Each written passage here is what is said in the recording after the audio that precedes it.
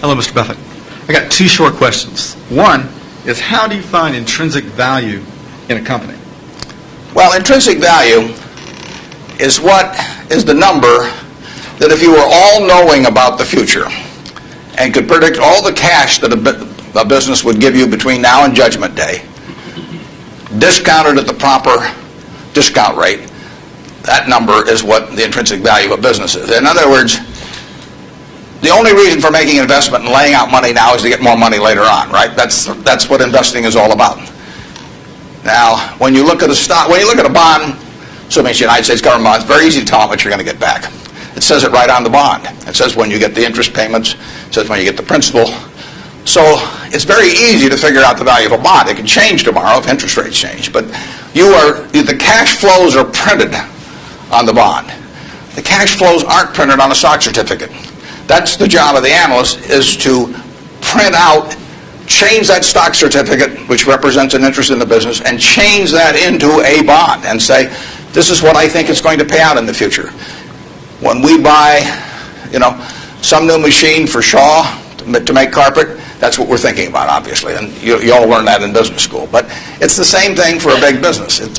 If you buy Coca-Cola today, the company is selling for about $110 to $15 billion in the market. The question is, if you had 110 or 15 billion, you wouldn't be listening to me, but I'd be listening to you instead. But the question is, would you lay it out today to get what the Coca-Cola company is going to deliver to you over the next 200 or 300 years? The discount rate doesn't make much difference as you get further out. And that is a question of how much cash they're going to give you.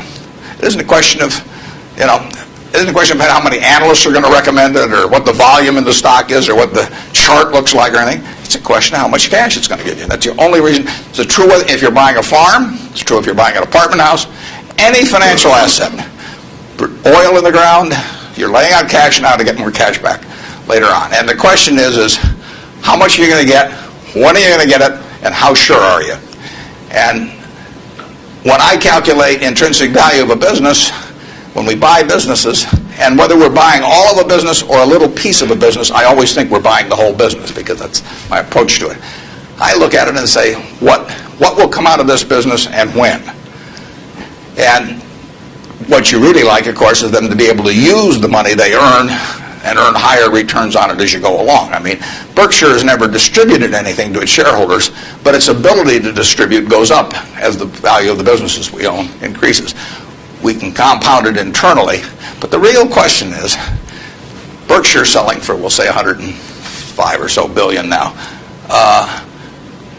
What can we distribute from that 100? If you're going to buy the whole company for 105 billion now, can we distribute enough cash to you soon enough to make it sensible at present interest rates to lay out that cash now? And that's what it gets down to. And if you can't answer that question, you can't buy the stock. You can gamble in the stock if you want to, or your neighbors can buy it. But if you don't answer that question, and I can't answer that for internet companies, for example. There are a lot of companies, there are all kinds of companies I can't answer it for, but I just stay away from those. Number two. So you got formulas involved in finding intrinsic values on certain companies. I mean, you've got a mathematical system set up. Discounted present value of future cash, yeah. Okay. Second short question is, why haven't you written down your set of formulas or your strategies in written form so you can share it with everyone else? Well, I think I actually have written about that. If you read the annual reports over the recent years, in fact, the most recent annual report, I use what I've just been talking about. I use the illustration of Aesop. Because here Aesop was in 600 BC. Smart man. Wasn't smart enough to know it was 600 BC, though. I mean, would take a little foresight. But Aesop, in between tortoises and hares and all these other things, he found time to write about, birds.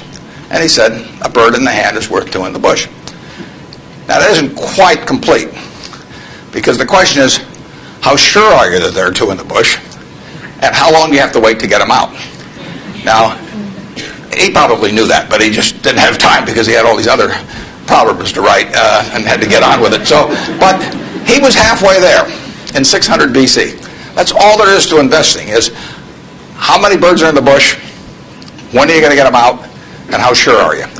Now, if interest rates are 15%, roughly, you've got to get 2 birds out of the bush in 5 years to equal the bird in the hand.